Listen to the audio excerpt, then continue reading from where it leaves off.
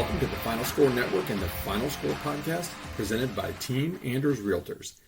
I'm Andy. He's former NCAA student athlete and co-host. Ryan, jam, two-hand monster flush off the inbound.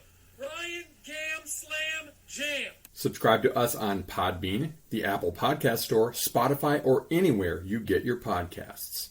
Follow us on Twitter at TheFinalScore35 and TikTok at AGSpartanFan35. Oh, and one more note before we get started. I'd like to apologize to anyone I've not offended yet. Please be patient. I'll get to you shortly.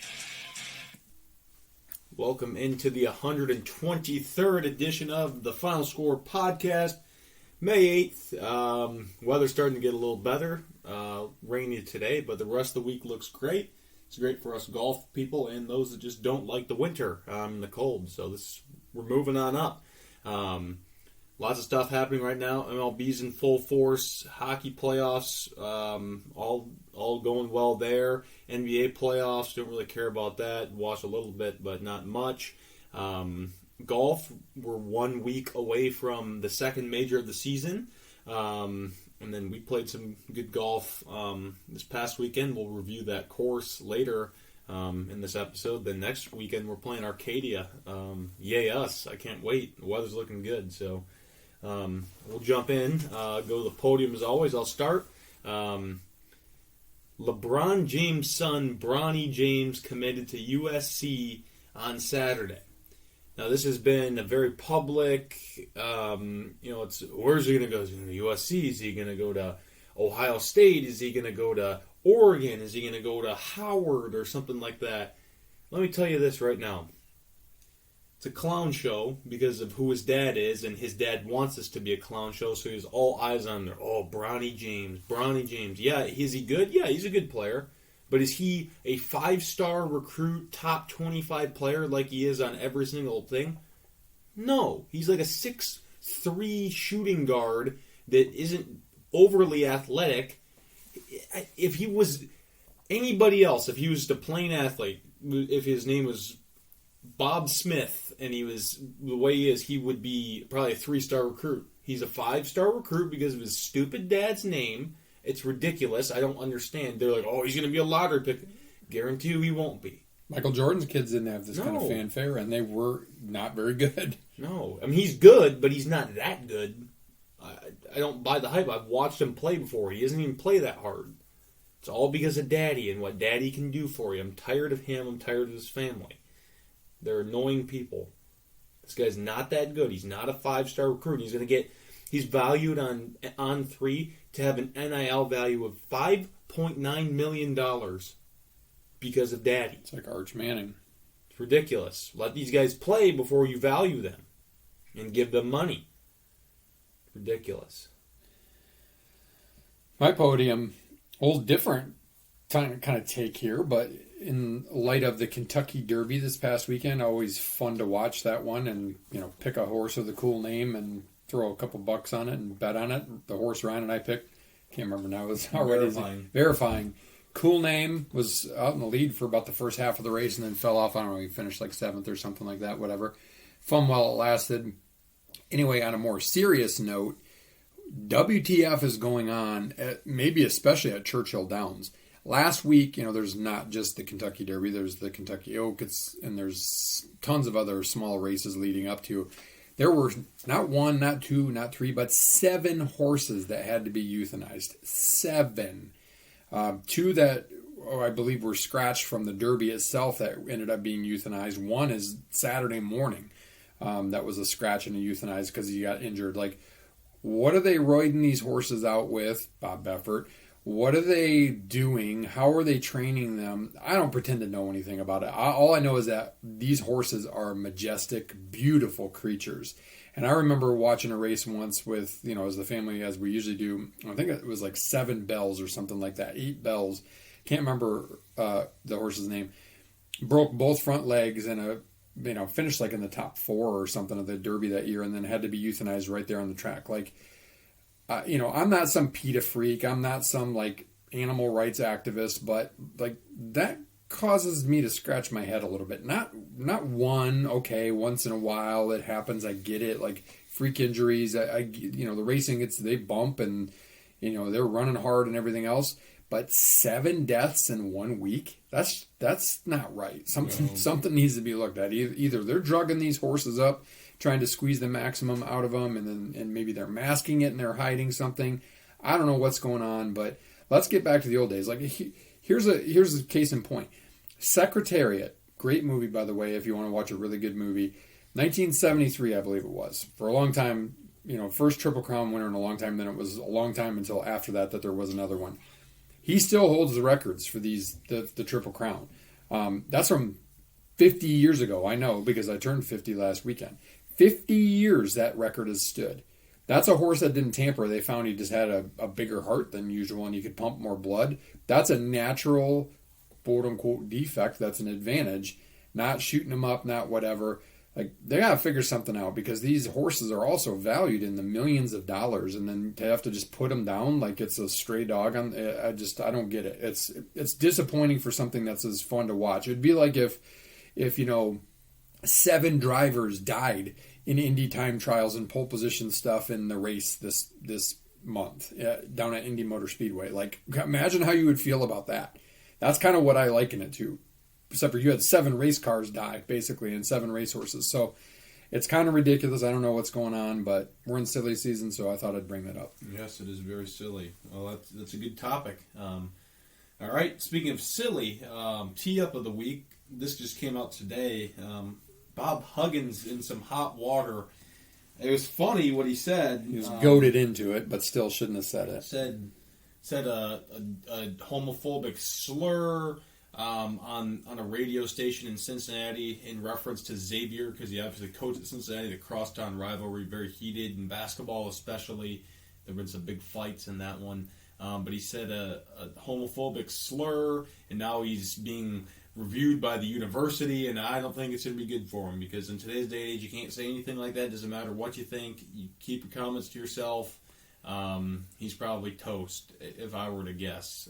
And we can do an extra tee-up, I guess. Iowa State, a bunch of student athletes under investigation for gambling. Happened at Alabama last week, too, right? Yeah, happened with the baseball coach. He got fired because of it. This isn't good. I mean, it's the fine line you walk with the sports gambling being legalized in all these places.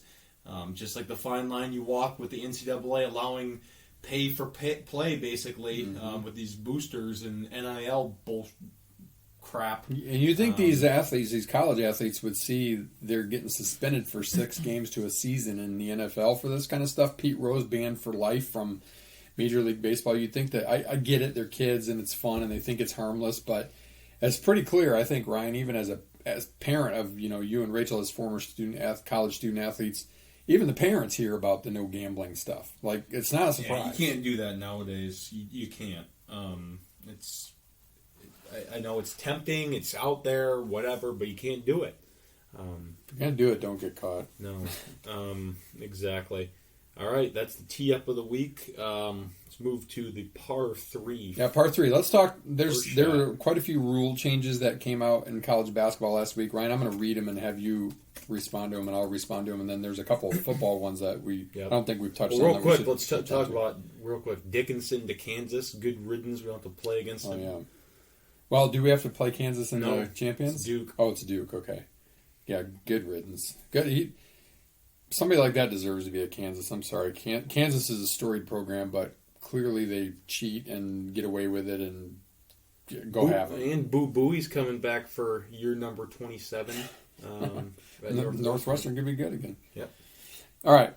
Rule proposals in college basketball. An optional rule would allow for preloaded live video to be transmitted to the bench area.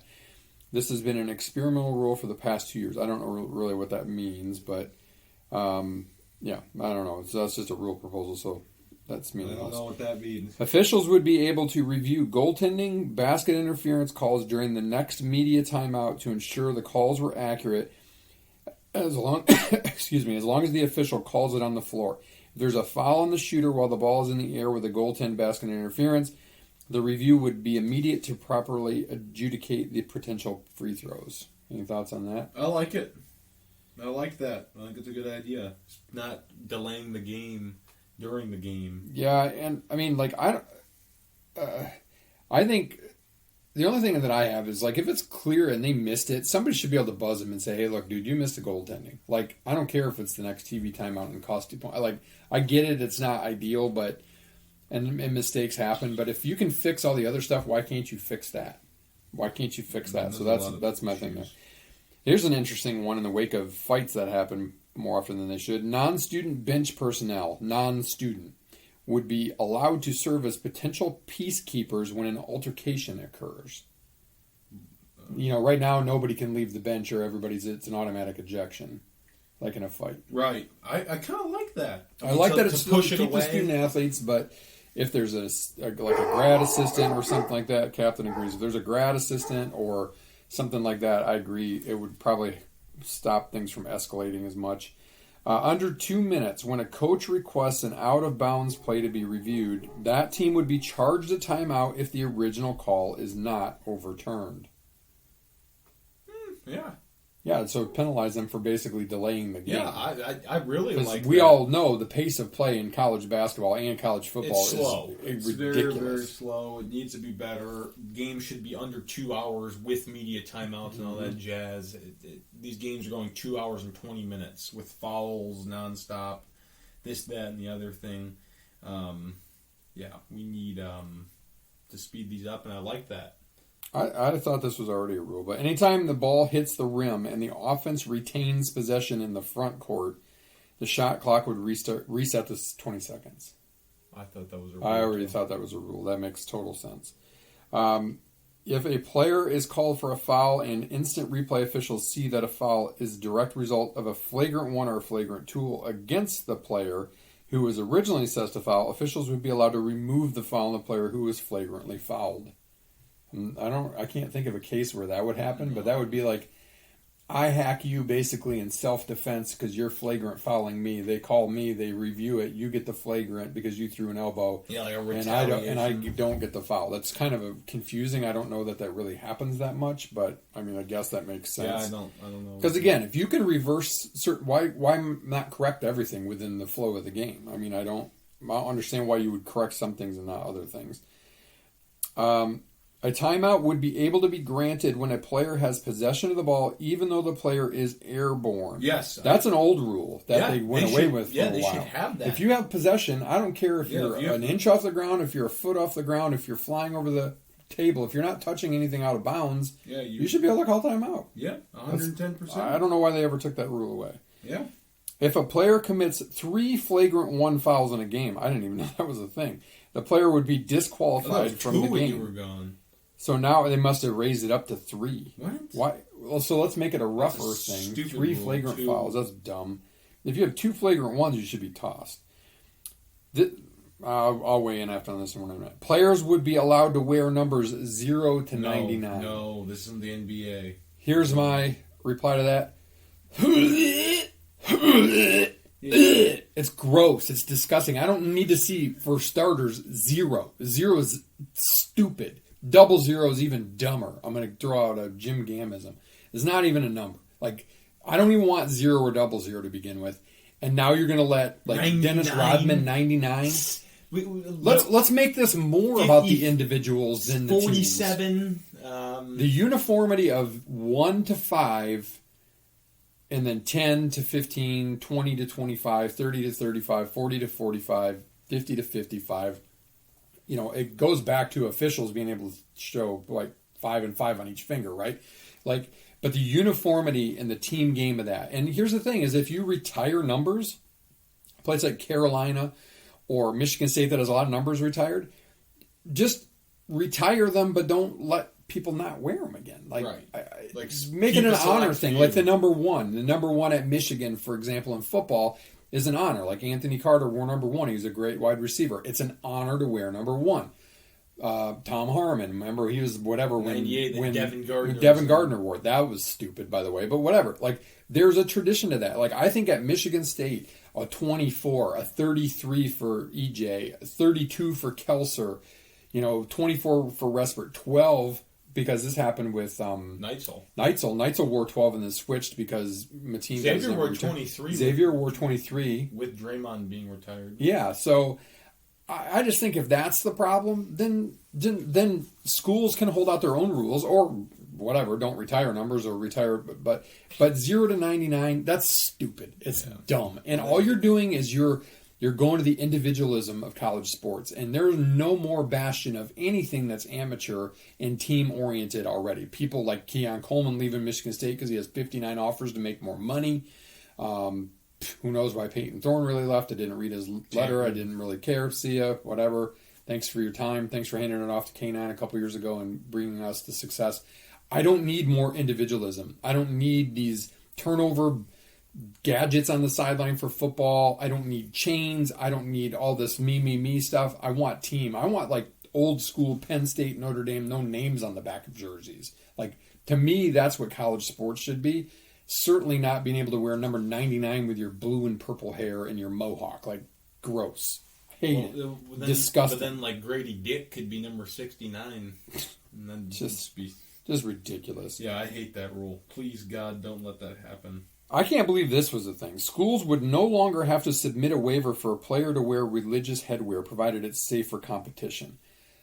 I mean, we really were not allowing, like, somebody who, an Arab person? to play. Someone for Grand Haven when I was a sophomore I remember. was an Arab and they Like, wore it. Like, if that's your religion, it's fine. It's Yeah. not like they're wearing Or a metal yarmulke, like if spikes. you're really like an Orthodox Like that Jew one, or what's whatever. that one school? Yeshiva. Yeah. Mm-hmm. And Yeah, I mean that's G3 like school. ridiculous. Like you're gonna let That's you're gonna racist. you're gonna let chicks with dicks swim in, or the really guys that pose as chicks, not the opposite, but swim against other women, and you're not gonna let somebody wear a yarmulke to a game? Are you effing kidding me? Like, NCAA, no shit on this rule. Get your priorities straight. The NCAA is they need a reformation. I don't understand this one. Red and amber lights would be allowed on the backboard. I don't know. I don't know what that one I has to don't do know with. what that means. Here's a couple other experimental rules for next year. To continue the experimental rule with the standard media timeout format in the second half.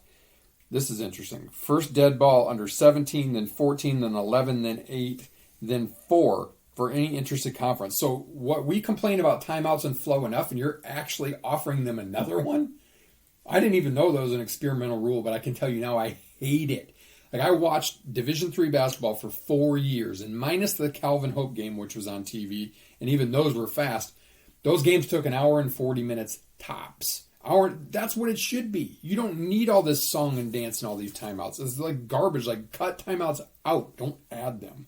Yeah. And then in the NIT, they're going to widen the lane to 16 feet. I don't necessarily see the point of that.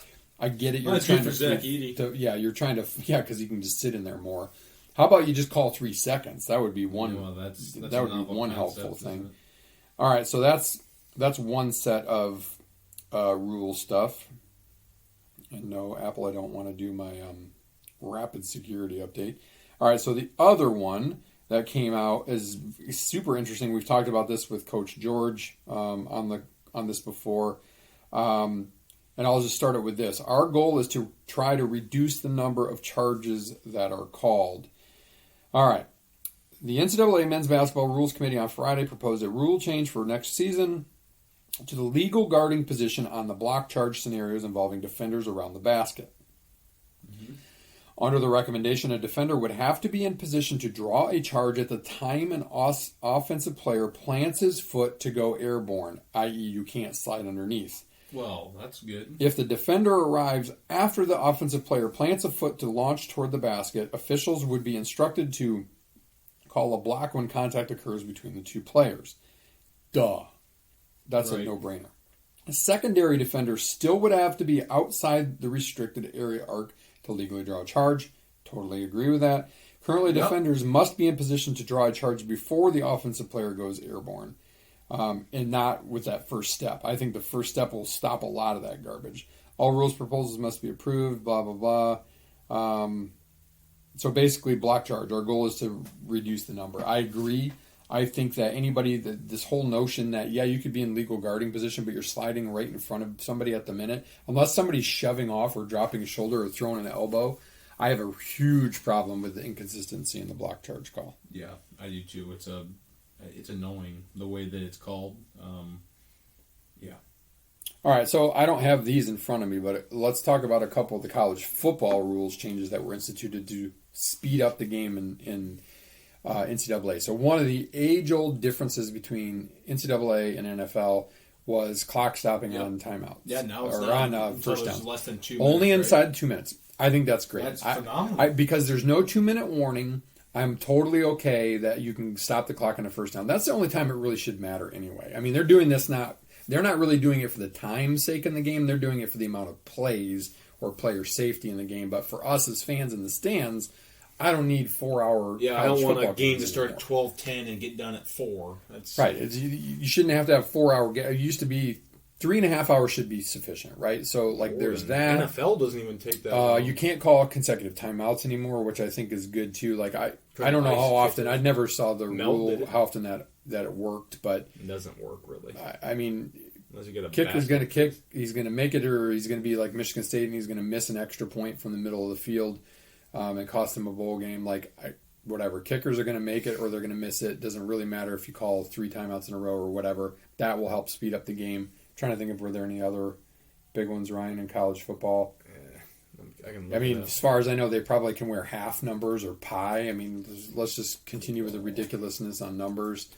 Let me see if I can pull up this. I don't recall anything else. I mean, look, bottom line for both sports, number one, I'm all for things that bring in consistency. I'm all for things that get the game back to the natural length that it should be.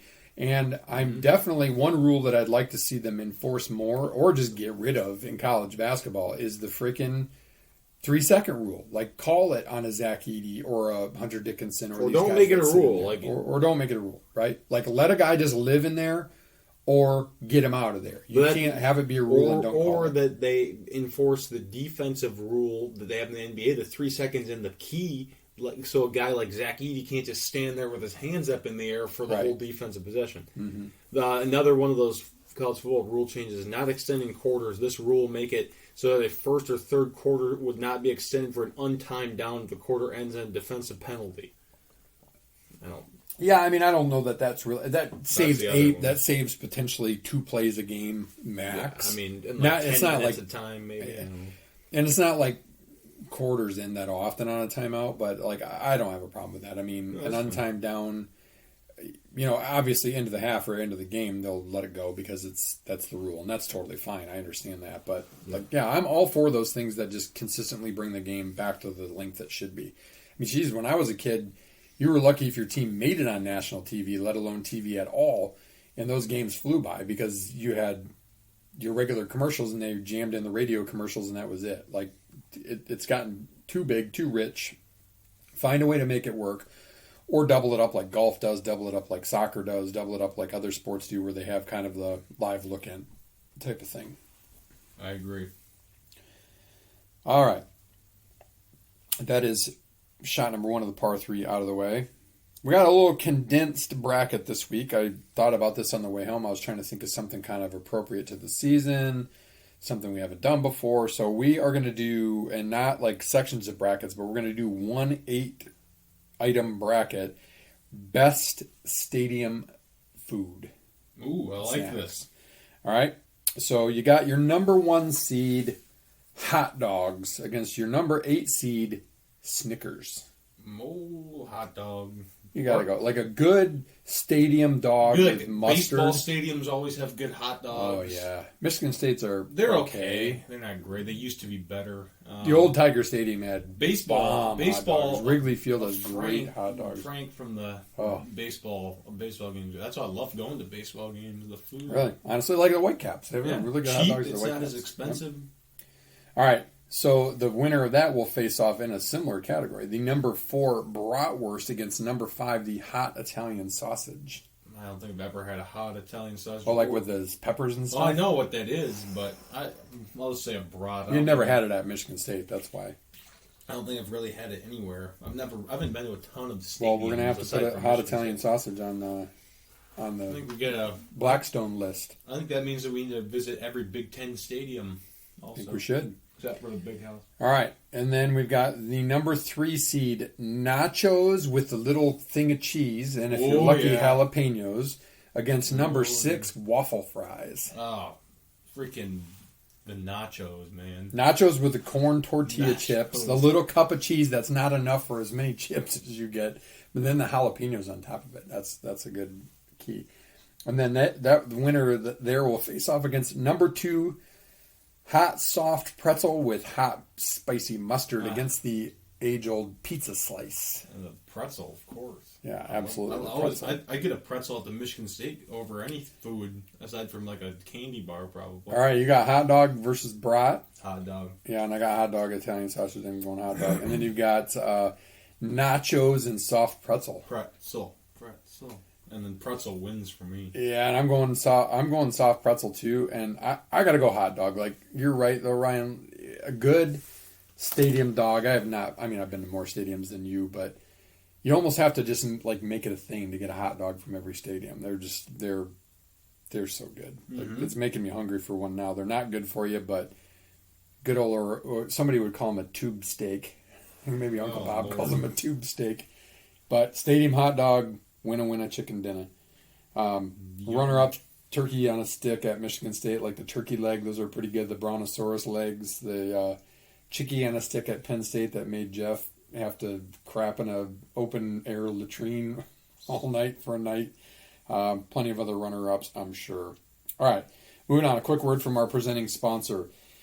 Team Andrews Realty will help you find the home that best fits your needs, and they make the process simple and fun along the way. The Anders have served thousands of clients over 30-plus years in the Grand Rapids, Michigan area and are here to serve you today. Learn more at teamanders.com. Golf time. All right, golf time. Should we talk about the ravines first? Yeah, you want to do that first? That's fine. We can do that. So Ravines, a little Arnold Palmer course in Saugatuck, Michigan. So about a 45, 50-minute drive. Yeah, beautiful. West and a little south from Grand Rapids, a little south of Holland, not too far from where I work every day. Great property. Ryan and I had played here originally for my birthday 2020. In 2020 during COVID. Had to walk it, not a walk. A lot of space between holes. Very Think of the hilly. name, Ravines. I mean, there's one spot I was reminded when we drove up it. I think it was between like 12 and 13. That was it was almost like a sheer cliff to go back up. I'm not really sure how we made it up there with spikes. Yeah, with spikes on pavement. It's not like you can walk. It was inside. wet. I wouldn't. But we played there, and then the other time we played is when I had COVID, so I was actually sick. That was kind of crazy, and we didn't finish because it was kind of chilly and it was October. 16 holes. Yeah. But generally speaking, a good course. Like this time of the year, obviously in Michigan, nothing is in great shape. The grass isn't completely alive. The greens were firm. The greens were in great shape. Pretty good. I could not read them at all. I'm gonna look at my card. I think I had like 4 3-putts. Like I had the most greens I've hit in a regulation in forever. I had 8 greens or 7 or 8 greens in regulation, and I 4-putt or 3-putt 4 of them. So I couldn't get the speed down, but they were pretty smooth. They were firm and they were in good shape, but a fun course. Not like anything super spectacularly visually appealing.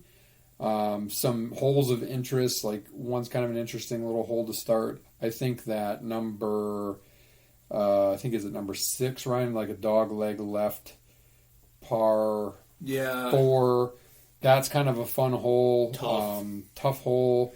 There's something, I mean, like 1's pretty easy, 2 is pretty easy, 3's pretty easy, 4's a tough dog leg right, 5 decently difficult, 6 is tough, 7's almost a drive. Like I almost drove it. It's like a 300-yard par, but kind of fun. I like those short par 4s. Yeah, it's a risk reward. And then the par 3s are great. I think the par 3s there are a really good course. Number 8's are really good. And we both hit. You had a birdie, and I almost had a birdie. Number 9 is a phenomenal hole. I've sucked all 3 times I've played on it. It's water completely down the left.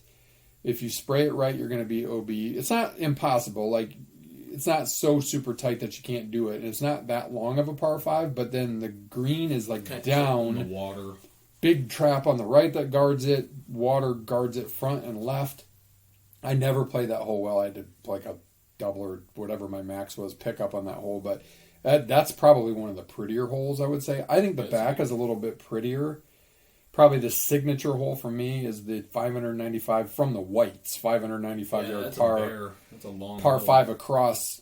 It's a good Carry the ravine. It's a good 215 to carry the ravine off the tee. Both smoked it. That's a great hole. There's another like almost kind of there's water in front, but almost kind of drivable par 4. Yeah. Actually, 2 almost drivable par 4s coming home. Couple more really good par 3s.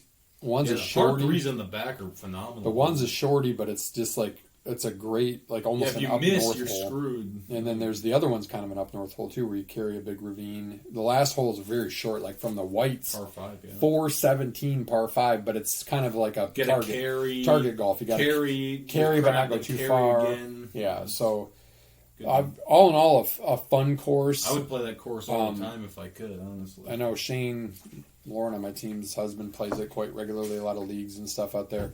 I would like to play. I've yet to play it like in midsummer shape because we played it in May and in October. I'd kind of like to, grown in it. Probably be easier to lose balls. Although I lost 5 or so on Saturday as it was, but good little tester warm up to going to Arcadia Bluffs this weekend on our annual trip. Obviously, we've covered that course again, but I'm sure we'll talk about it a little bit next week. And then after next week, we take a week off for vacation, and then we'll come talk to you about Atlantic Dunes, maybe one of the Palmetto Dunes courses or one of the Bluffton courses. Yeah. So we'll have some more golf stuff to talk about. We'll have PGA preview next week, so you're stuck with us for one more week, and then the only week we ever take off the last 3 years. This will be our third year of taking that week off, so it'll be a little bit of a break and take a vacation, and should be fun. Mm-hmm. Get some more golf in. I was looking. I've already played. Last year, I think we'd only played like twice before we went to Arcadia, and including Florida, I've already played 7 times going to Arcadia, so that'll be kind of nice. I played 9 3 times, and you and I played 3 times. 3 times, yeah. So yep, it's been good. All right, just PGA Tour. We had the Wells Fargo Invitational this past weekend at Quail Hollow. Wyndham Clark absolutely ripped that place up. First career win. Was overdue. He's a good guy. Really good talent. He played really well. 19 under par on a very difficult golf course. Good for him. Seems like a really good dude. That's a bear of a golf course. Xander played well. A guy that's really struggling. Was that 8 times more than he's made in any one single paycheck? Yeah, $3.6 million. $485,000 had been his previous career best. Yeah, that's awesome. He said he's a big fisherman, so he'll probably enjoy that. Maybe he'll buy himself a new fishing boat or something. A guy that there's an article about it on Golf Digest I wrote earlier about Rory. He's been struggling this year. I don't know if it has something to do with pressure. I don't know if the live stuff almost seems like it's kind of taken a toll on him because he's kind of the poster child for rah-rah PGA. I mean, other guys are too, but he really is. And because he's a Euro, he takes a beating from a-holes like Sergio and some of those other guys who just can't keep their mouths shut. You have Phil Mickelson claiming collusion on world rankings and, calling out the USGA for there's rule changes that screw to live golfers. Like, dude, you guys knew what you were getting into. Like, stop crying about it. You knew you were getting into sport washing and selling your soul to the devil. STFU and take it like a man. You're making a lot of money to suck at golf and wear shorts when you're playing. 54 holes. Yeah, Phil, you had a great Masters, but you know what? Just shut up. Like, shut up. And I'm tired of it for Rory because I think he feels like he needs to champion it. And then, even more so again because 4 guys resigned their spots on the DP World Tour, and that they could have stuck with that. They could have kept their spots and been Ryder Cup. Yeah. And so that puts pressure on Rory, who, when you take away his PGA hat, he wants to win the World Cup, right? I mean, the World Cup, the Ryder Cup. Like, that's a big thing to the Euros. Deal. And he's just seeing all these guys that are just selling their soul to the devil, and I think it's hard for him. and then he gets beaten up by the Euros that have defected to Live. And eventually here, it's going to die because they're not getting squat for TV. Nobody cares. No one goes. It's like I'll tell you what. Here's my proposal. If you like to Live, don't play the courses that I'm going to play anymore. Go pick like one course in each state that you all can go play. Your little Live buddies, and you can go to your Live tournament tours and get out of my face because you're probably the slow asses that are driving me crazy on my golf course. That was another thing about the ravines is damn slow. It was slow. I mean, we were a twosome behind a twosome who was behind a threesome, and we waited a lot. Which is, it's great to have friendly starters, and I would love to be a starter. Being a ranger is not an easy task, but come on, move them along. There's no reason that, there's people they think they can drive the 300-yard holes. You can't. You can't.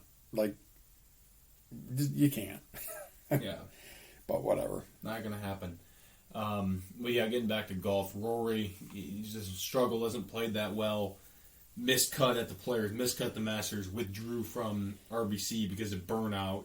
Then he played pretty poorly this weekend back at Quail. So we'll see what happens next week when he shows up in Buffalo, or where is it? Buffalo, Rochester. Mm-hmm. Whatever. He's not playing this weekend. Upstate New York? No, he's not playing. It's not a huge following. Scheffler's the by far and away. Scott's playing, which is good because he's a Texan. Good, fun event. AT&T Byron Nelson last week.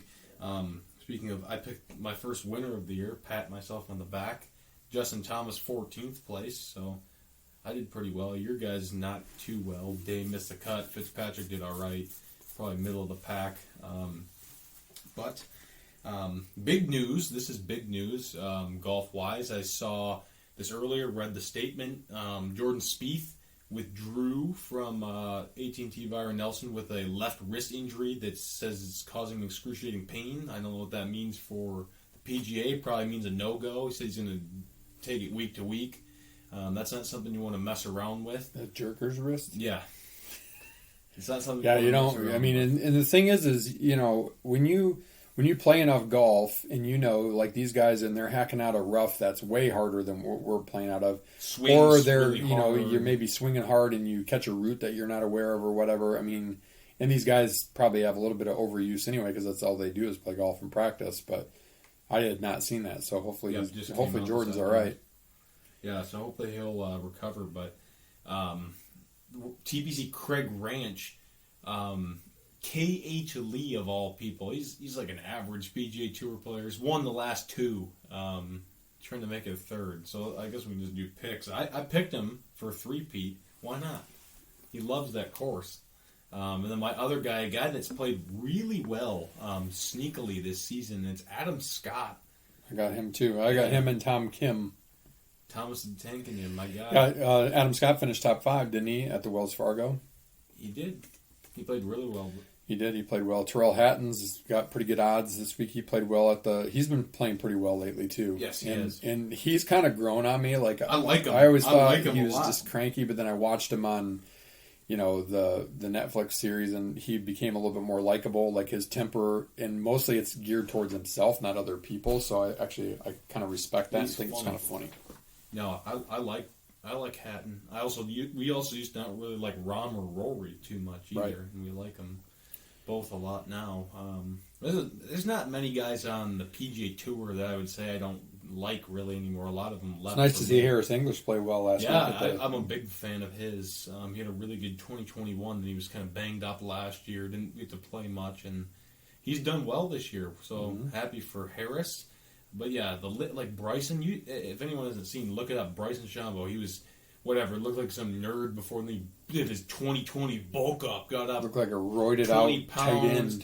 And now he's like skinny again. Like he looks weird. And he still sucks. Yeah, I mean he's trash. He won the U.S. Open in 2020 at Wingfoot. Just because he didn't really bogey, he just he didn't make mistakes. Yep. And bomb and gouge his way around. He hasn't really done anything. That's probably his last win. Ever since he opened his mouth and said Augusta's is par 67 for him, and he has done shit and then there. He never makes the cut. Karma boy. Yeah, I'm gonna look Don't let this it up bite right you in the now. ass. I don't think he has won since that U.S. Open. I want to say. Yeah, Live Tour doesn't count. I don't think he's No, won the he's Live Tour anyway. a So bull crap tour anyways. He's 10 wins total, 8 on the PJ Tour. Let's see. Okay, he won the Arnold Palmer in 2021. That's when he hit like the 500-yard drive or whatever. Oh yeah, hole. across the lake. He was pointing at it. It was weird. But yeah, that, and then the U.S. Open in 2020, and then he also won the Rocket Mortgage in 2020. Big props to you. I remember that. Yep.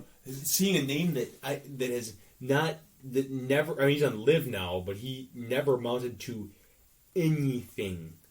Matthew Wolff, the weird swing freak. He hasn't done anything. He kind of went off the deep end a little bit too. He won the tough, 3M in 2019. That's his only win. He's struggled. So yeah, he's another guy that left. How about Ricky Fowler back in the World Golf Ranking Top 50s for a while? So that's good. He's kind of slowly been playing well. I'd like to see him compete for a big, major and win a tournament again here soon. He's been up there. I like Ricky. He's a good dude. He's a good man. Yeah, JT played well again this week. I'm happy for him because he needs that confidence back. I want to see him win because he's a good guy. He's fun. Spieth, sad that he's not playing. Hopefully he'll get better. Tiger's caddy, Joey, he's now Mr. Slow Pants caddy. Yeah, probably smart for him because Tiger's not going to probably play again this year, and he's only going to play like 4 or 5 times a year anyway, like maybe the majors. The guy's got to go earn a living. Maybe he can speed can't lay up or something. I don't know, or like teach him how to spread his sunscreen around. One of the two. Yeah, well, that's a novel concept for Pat. Best player to not win a major, I would say he's the one. Technically, the best player. Cantlay. Yeah. What about Schauffele? Schauffele, Finau. I mean, Schauffele played well last weekend too. There's a big list. Most weekends, Schauffele would have won with his score last weekend. I mean, that's a tough. At that course, Quail was a tough golf course. 19 under par. That's it's a doozy. Any other golf things? I'm trying to think if I saw anything. No, nothing too crazy. No, nothing really. I guess we can just move on to the sprint then. All right. Number 1, most golf holes you think you could play in a day? Well, I've played 63 in a day. How hard was that? I was younger than I am now. I was probably like 30-ish and like not over drinking right away or over smoking the stogies and just kind of like pacing it out and pacing out your food and stuff. I wouldn't be able to do it now. I could do 50. I'm saying I could do 50. I could do 36 still now, but I would not be able to do 36. Like we used to do like a 18, 36, 36, or we'd do that 54 on the first day of summer was that group, and we one year got to 63 holes. Like I was younger, I could do it. You just have to kind of pace yourself mentally. Now 36, but like I wouldn't be able to go 36 on a weekend. I could do 18, 36 or 36, 18. 36 in 3 months that we're going to do. I can do that in the middle of the season, but 36, like a 36, 18, 36 type of deal in a weekend, maybe, but I'd just as soon play like Chris and Dave and I played in Florida where we had a couple, like a walkable par 3 course that you mix in there. So you play 18 and kind of play a fun little par 3 course. So like that seemed to be a little bit more of a common thing. Like last year when we played the bootlegger up at they got one at Manistee National. So that's a fun thing. But yeah, the older I get, no, I wouldn't be able to do it anymore. But I have done 63. Okay, I like it. Best ice cream flavor. I probably have asked this, but I can't remember, so we're just going to go again. And it's getting warm outside. We got ice cream yesterday. Man, it really depends on my mood. Like I get there and I kind of look at it and I see, like if I go to Kill Ones, I really like butter pecan or the chocolate, like the fudge peanut butter is really good. Anything with peanut butter I really like. I think Mackinac Island fudge is a sneaky underrated one. I'm probably most often going to lean towards something with peanut butter or some sort of like toffee crunch in it. So I'll go with that, like a peanut butter flavor. Yeah, that's always good. My favorite, I could, if I just to stick to one, it'd probably be cookies and cream. I've always loved that one. And a waffle cone. Oh yeah, waffle Especially. cone. Mm-hmm. I always get a cup though, so I'm semi-healthy, you know. All right, I saw this on Golf Digest earlier on Instagram. They posted and thought I'd pose this. You have 500 golf balls, and you're 165 yards away on a par 3. If you make a hole in one, you get $1 million. If you don't, you can't play golf for a year. Yes or no? 500 shots from 165 yards. That's a 7-iron for me. I like that club. I take my chances. I would do it. I 100%. take my chances. Yeah. 100% I'd do it. All right, last After one. you hit 500 balls, you might not be able to play for another year. No, Anyway. that's a lot of shots. Last one. Who's one Big Ten basketball coach that you would want to play for other than Tom? Oh, that's a good question. One that I would love to play for. I would have said previously Tim Miles. Yeah, I really would have liked to have played for Miles. I've heard him mic'd up. He sounds like a fun guy. Or I would have said previously when he was still in the Big Ten, probably Micah Shrewsbury. Yep. Let's say I probably, honestly, I might go with Holtman. Ohio Holtman's a State's really coach. good coach. Yep. I'm Painter may be a runner-up. going with Peichel. I love Steve Peichel, yeah, Peichel. Peichel would be a good one too. I've heard he's a really funny guy, and he's like very encouraging. Yeah. He's a really good coach. I mean, the Big Ten best top to bottom coaches in major college basketball, I would say. Yeah, that's a good question. We could talk about that sometime. That'd be a fun topic. That's the sprint. That's the episode. Well, piggybacking off what I just said, if you have any requests about brackets you want to hear us do, mailbag questions we could do, just topics in general we want to discuss, football, basketball, hockey, maybe we can answer a question or two, golf, badminton, cricket. Pickleball, Pickleball is fun. Fastest growing sport in America. It's fun. Don't knock it till you try it. handball. Handball is also a fun sport. We appreciate you guys listening. Could not do it without you.